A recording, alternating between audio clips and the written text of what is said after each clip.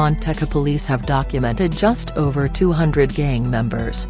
And while it isn't a crime to be a gang member in California, it is a crime to be in a street gang while committing crimes for the benefit or on behalf of a gang.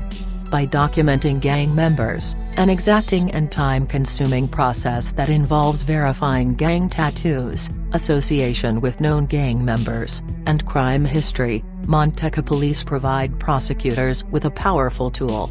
Under California law, any documented gang member convicted of a felony gets an enhanced sentence regardless of the outcome of the incident. 7 years ago, as an example, Manteca Police arrested a documented gang member who was found guilty of a drive-by shooting where only a building was hit. Had he not been a gang member, he would have received several years at the most for his first offense.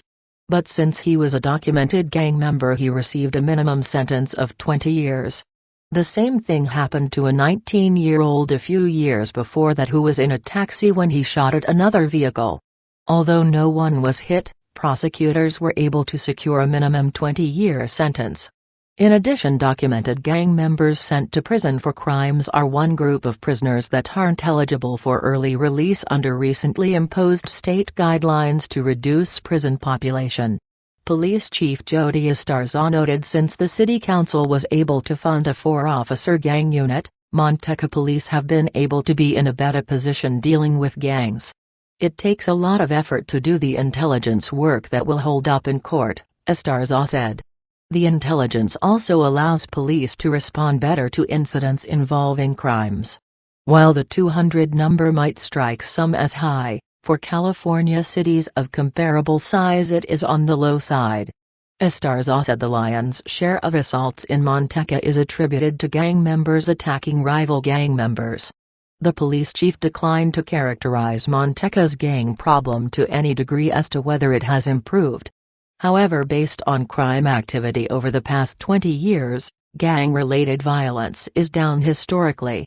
And while the city's population has risen, the number of documented gang members has remained fairly steady. At one time in 2010, documented gang members were in excess of 300 in Manteca. Estarza noted having a dedicated gang unit has allowed the department to concentrate resources on keeping track of those individuals responsible for a larger share of crimes committed. Last decade, when Manteca had a flare-up of gang-related incidents, including 8 stabbings and 2 shootings that occurred over a 3-day weekend, more than half of those arrested in the gang-on-gang violence were gang members living outside of Manteca. Targeted enforcement and the establishment of the gang unit have significantly reduced gang violence in Manteca since then. There are still periodic shootings and stabbings. In many instances, the victims refuse to cooperate with police due to their involvement in gangs.